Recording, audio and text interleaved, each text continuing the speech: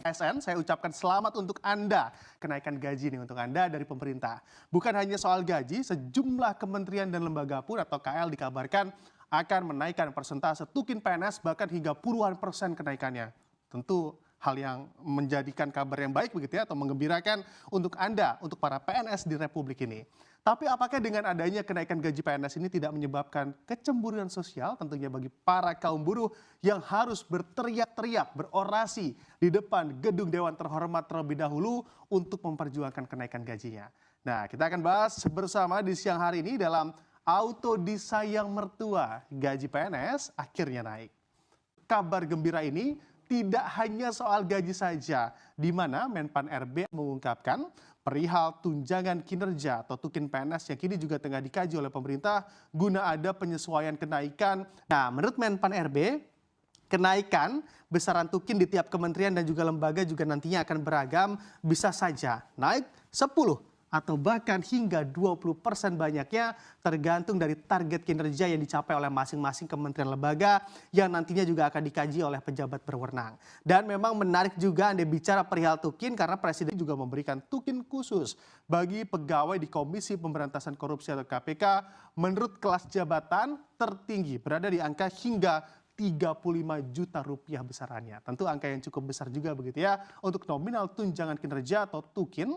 Tapi angka ini tentu pantas diberikan pada pegawai KPK agar makin baik kinerjanya dan tentunya terhindar dari goda-godaan setan begitu ya saat melakukan tugas PNS-nya dan di lapangan atau memberantas para koruptor yang ada di negeri ini. Dengan adanya kenaikan gaji para PNS ini sebetulnya gaji mereka apabila dibandingkan dengan PNS di sejumlah negara lainnya atau negara di dunia begitu seperti apa sih? Apakah memang untuk standar gaji kita sebetulnya sudah cukup tinggi atau justru sebenarnya masih cukup kecil apabila dibandingkan dengan negara lain? Kita lihat di slide selanjutnya.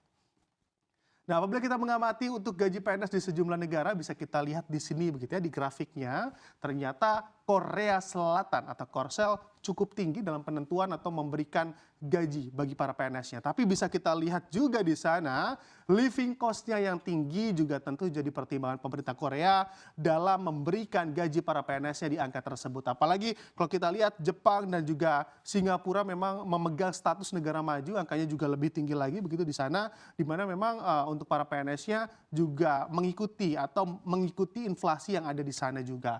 Nah, memang PNS di sana kalau kita lihat sih tidak mager-mager begitu ya, tidak seperti di negara Konoha yang gajinya minta tinggi tapi ternyata PNS-nya masih mager. Nah, ini tentu jadi permasalahan tersendiri. Semoga sih enggak ya karena memang malu juga gaji besar tapi kinerjanya ternyata tidak maksimal, tidak sesuai begitu dengan kinerja yang tentunya diberikan gaji yang cukup besar. Nah, kalau misalnya kita lihat untuk Malaysia dan juga Vietnam, Filipina masih tergolong rendah lah ya angkanya atau jauh dari negara-negara yang saya sebutkan sebelumnya tadi ada Jepang, Singapura dan juga Korea. Nah, di sini memang untuk gaji PNS di Indonesia, kalau kita lihat secara garis besar, memang masih cukup kompetitif apabila dibandingkan dengan negara lainnya di Asia, seperti Malaysia, Vietnam, dan juga Filipina. Lalu sebetulnya dengan adanya kenaikan gaji bagi PNS Indonesia ini memberikan dampak apa saja sih bagi para profesi lainnya, khususnya pegawai swasta atau buruh? Kita lihat di slide selanjutnya. Dan kita amati untuk secara dampaknya, persis dengan apa yang sebutkan atau yang saya sebutkan tadi di awal dari isu ini, kaum buruh pun yang diwakili oleh Presiden Partai Buruh Bapak Said Iqbal menyindir soal kenaikan gaji para PNS kita. Di mana dirinya juga meminta adanya penyesuaian kenaikan gaji PNS juga harus diiringi dari penyesuaian kenaikan gaji para buruh. Bahkan untuk persentasenya atau persentase kenaikannya karena para buruh dianggap adalah profit center seharusnya bisa ada kenaikan hingga 15% di tahun 2024 nanti. Apalagi menurutnya gaji para buruh di Indonesia juga masih tergolong rendah. Di sini memang semoga gap gaji antara PNS dan juga buruh juga tidak terlalu melebar begitu ya. Agar memang gesek-gesekan atau bergesekannya kecemburuan sosial tidak makin terpampang nyata antara profesi idaman mertua dan juga pegawai swasta. Tapi yang paling penting siapapun nanti yang akan dinaikkan gajinya harus memaksimalkan juga kinerjanya sesuai dengan level gaji yang diterimanya. Sepakat ya dengan hal ini karena memang merdeka Indonesiaku, merdeka juga gajiku. Merdeka. Saya akan ajak Anda kita ulas apa yang sedang diperbincangkan oleh publik akhir-akhir ini. Karena pemerintah ternyata berencana melakukan transformasi di bidang pensiunan. Tapi apa yang akan diubah oleh pemerintah? Kita lihat terlebih dahulu bagaimana sebenarnya skema dana pensiunan yang saat ini diberlakukan di Indonesia. Yang pertama, skema dana pensiunan PNS, TNI, dan juga Polri yang berlaku di Indonesia saat ini adalah Pay as you go. Seperti yang kita tahu, pada saat sudah bekerja sesuai dengan masa yang sudah ditentukan dan aturan yang ada, nantinya PNS, TNI, dan juga Polri ini akan menerima dana pensiunan yang sudah ada hitung-hitungannya, pemirsa. Kalau kita lihat pensiunan PNS ini sejauh ini dikelola oleh PT Taspen, sedangkan jika kita bicara dana pensiunan untuk TNI dan juga Polri ini nanti akan dikelola oleh PT Asabri. Jadi ini ada dua badan berbeda mengelola dana pensiunan, yang satu untuk PNS dan yang satu lagi untuk TNI dan juga Polri.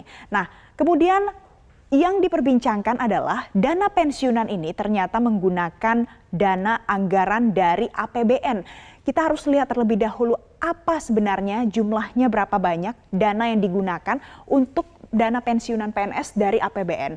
Ternyata pemirsa, total yang dialokasikan untuk dana pensiun ini jumlahnya fantastis, mencapai 2.800 triliun rupiah. Ini dari APBN. Kalau kita jabarkan lebih detail lagi, ternyata 900 triliun ini berasal dari dana pemerintah pusat, sedangkan untuk anggaran pemerintah daerah ini jumlahnya mencapai 1.900 triliun rupiah. Nah, jadi kalau kita lihat yang lebih besar adalah anggaran APBN dari pemerintah daerah untuk dana pensiun PNS yang sudah dianggarkan sejak tahun lalu.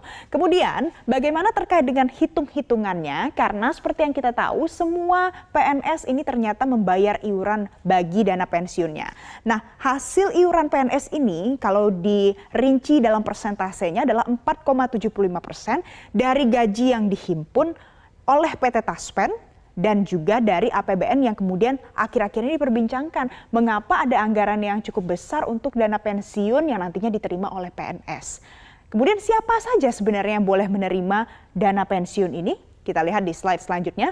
Penerima pensiunan PNS ini ada banyak kriterianya, bisa diatur sesuai dengan jabatan fungsional terakhir, namun secara keseluruhan, secara general yang bisa menerima dana pensiunan PNS adalah yang berusia minimal 50 tahun atau mereka sudah mempunyai masa kerja atau masa bakti. Sekurang-kurangnya adalah 20 tahun sudah bekerja mengabdikan diri untuk negara, nantinya pada saat pensiun bisa menerima dana pensiun sesuai dengan hitung-hitungan yang ada dan dikelola oleh instansi yang berkaitan. Kemudian pemirsa, apa yang akan diubah? Bagaimana rencana ke depannya? Apa skema baru yang akan ditetapkan oleh pemerintah? Tadi kalau kita bicara soal pay as you go, jadi akan dibayarkan dengan iuran 4,75% berikut dengan APBN di dalamnya. Nah, sekarang menjadi berbeda karena rencananya, ini masih rencana, kemudian tidak hanya PNS saja, tapi pegawai pemerintah yang digunakan kerja kontrak itu bisa dengan perjanjian kerja ini juga bisa menerima dana pensiun atau yang biasa kita kenal dengan PPK, nanti juga bisa menerima dana pensiun. Selain itu, yang menjadi lebih berbeda lagi adalah ternyata nanti jumlah uang pensiun tersebut diambil dari persentase take home pay atau yang biasa kita kenal dengan THP. Jadi tidak hanya dipotong dari gaji pokok yang diterima saja seperti yang saat ini diberlakukan. Jadi kalau kita bicara yang hari ini iuran tersebut diambil dari persentase gaji pokok. Sedangkan kalau berdasarkan persentase take home pay berarti persentasenya diambil dari gaji pokok plus tunjangan. Jadi iurannya akan lebih besar sedikit, tapi dana pensiunnya yang diterima juga bisa akan lebih besar lagi. Nah, ini kita bicara soal apa rencana yang akan diterapkan oleh pemerintah jika seandainya ini bisa berhasil dilakukan terkait dengan perubahan skema menjadi skema fully funded. Tapi pada saat RUU APBN-nya disampaikan. Kalau skema nanti kita diskusikan, kalau kita di Kementerian Keuangan lihat amplop besarnya, berapa kira-kira kebutuhannya, gitu ya. Usulan kenaikan gaji ASN itu disampaikan Azwar Anas menyusul rencana pemerintah merombak aturan tunjangan kinerja bagi para PNS karena sekarang pukul rata. Namun, sejumlah anggota Dewan Perwakilan Rakyat atau DPR RI dari beberapa fraksi tidak menyetujui rencana kenaikan gaji untuk ASN atau pegawai negeri sipil atau PNS Masih pada kisaran 1,5 hingga 3,5%. Di tengah tren inflasi dunia yang diperkirakan masih relatif tinggi, target tersebut perlu dicermati secara seksama. Menaikkan gaji ASN menurut saya sangat tepat dan saya setuju kebijakan tersebut karena di samping lamanya tidak naik dan kemudian ada faktor akumulasi inflasi, terus kebutuhan harga pokok yang naik dan wajar ASN itu untuk naik gajinya. Dulu kan kita ingat setiap tahun itu setiap pidato kenegaraannya presiden, rakyat kan selalu mengharapkan, terutama ASN kan mengharapkan naik berapa persen tahun ini dan kemudian kan memberikan implikasi terhadap belanja. Kemudian meningkatkan putaran ekonomi, meningkatkan pergerakan ekonomi yang lain. Ya, kami sangat setuju karena sebagaimana kita tahu bahwa inflasi setiap tahun itu selalu antara 5-7%. Oleh karenanya untuk menyesuaikan penghasilan dari seluruh ASN tentu kita harus juga menyesuaikan itu sehingga mereka daya belinya tetap stabil dengan posisi semula. Bahkan kalau perlu ya setiap tahun ya ada kenaikan sehingga mereka akan merencanakan kehidupannya di masa datang untuk jauh lebih baik. Bulan depan ini harusnya naik gaji. Jadi lebih baik gitu kan, bisa dimanfaatkan terutama untuk anak-anak sekolah tahun ajaran baru gitu. Dan banyak sekali keluhan-keluhan ya dari orang tua. Saya merasakan itu untuk menyekolahkan anaknya masuk, apalagi masuk dari SMP ke SMA gitu, atau SMK, dari SD ke SMP itu perlu anggaran yang cukup besar bagi keluarga.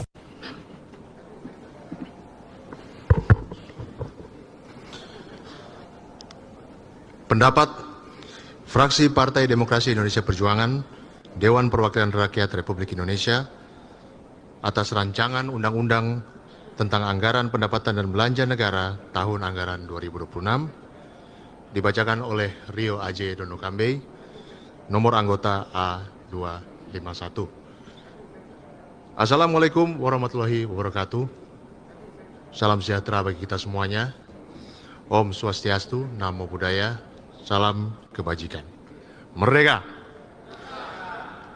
Yang terhormat pimpinan DPR RI, yang terhormat Saudara Menteri Keuangan, yang terhormat dengan seluruh jajaran yang hadir, yang terhormat rekan-rekan anggota Dewan dan hadirin yang dimuliakan. Puji syukur kehadirat Tuhan Yang Maha Kuasa yang telah memberikan rahmat dan bimbingannya kepada kita semua, sehingga kita dapat menjalankan tugas konstitusional untuk memberikan pandangan fraksi-fraksi atas rancangan undang-undang tentang anggaran pendapatan dan belanja negara tahun anggaran 2026 beserta dengan nota keuangannya.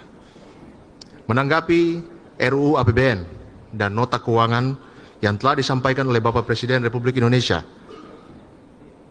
fraksi PDI Perjuangan berpendapat sebagai berikut. 1. APBN sebagaimana amanat konstitusi adalah wujud pengelolaan keuangan negara untuk sebesar-besarnya bagi kemakmuran rakyat. 2. RAPBN tahun anggaran 2026 merupakan yang pertama yang disusun secara utuh oleh pemerintahan Presiden Prabowo Subianto yang akan difokuskan untuk mewujudkan kedaulatan pangan, energi, dan ekonomi. 3. Pemerintah hendaknya dapat menjelaskan lebih lanjut rencana transformasi yang akan dilaksanakan dan tahapannya sehingga akan terlihat dalam perubahan struktur ekonomi dan sosial, ekosistem birokrasi dan kemandirian rakyat.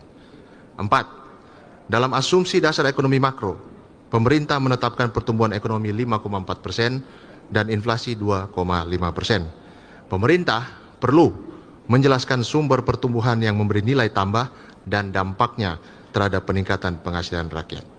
5. Pemerintah bersama dengan otoritas moneter agar menjaga stabilitas nilai tukar rupiah agar tidak berdampak pada perlebaran defisit APBN. 6.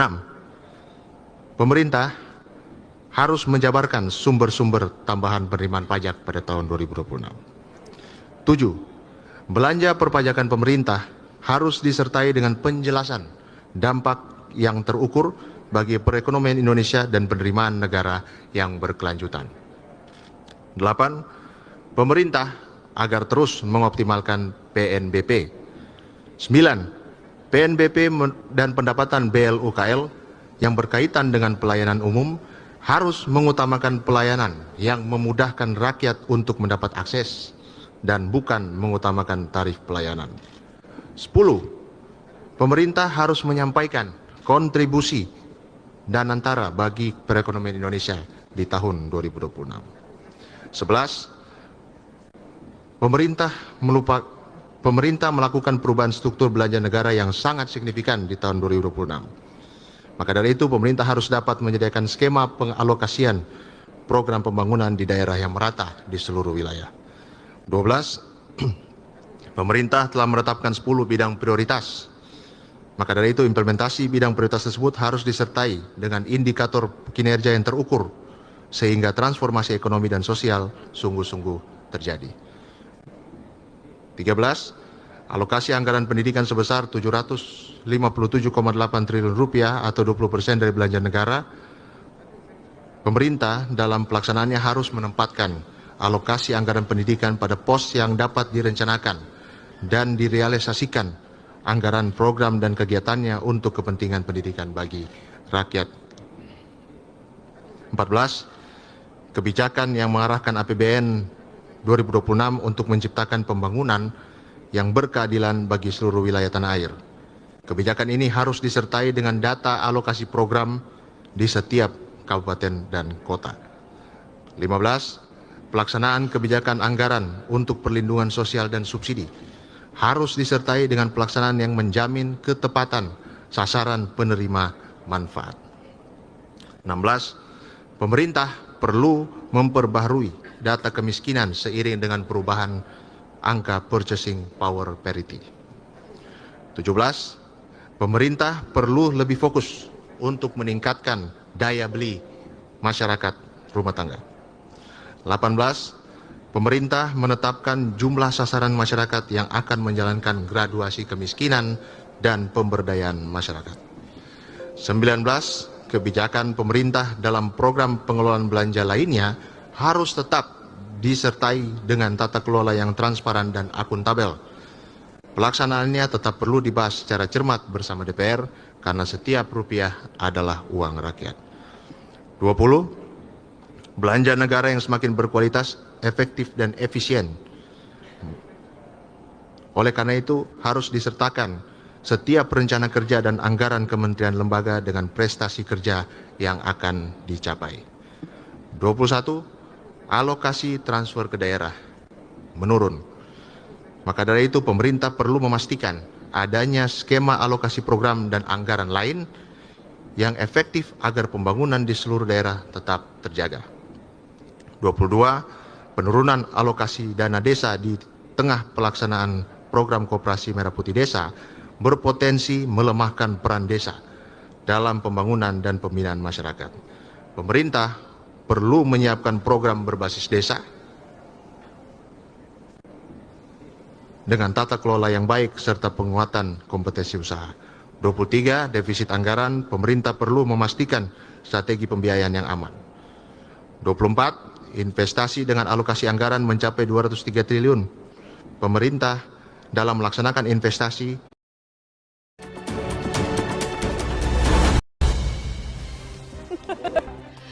Pemirsa, kembali lagi di kontroversi, kami akan paparkan dulu pemirsa. Pemerintah dalam melaksanakan investasi harus ada tolak ukur yang bisa diukur.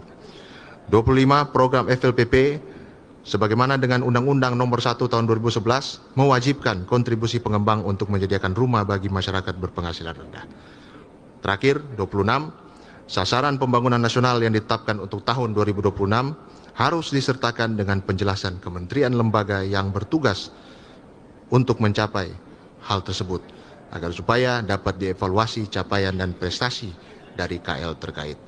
Amanat konstitusi bahwa APBN adalah untuk sebesar-besarnya bagi kemakmuran rakyat telah digelorakan sejak tahun 1945. Maka dari itu semoga kita dapat membangun dan menyusun APBN yang sungguh-sungguh mensejahterakan rakyat.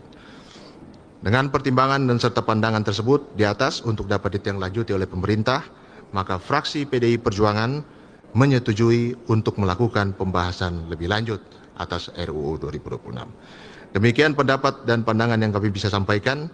Atas segala perhatian sidang Dewan yang terhormat, kami ucapkan terima kasih. Wassalamualaikum warahmatullahi wabarakatuh. Tertanda tangan pimpinan fraksi PDI Perjuangan, Ketua Dr. Andes Utut Adianto, Sekretaris Dolfi OFP. Terima kasih. Merdeka!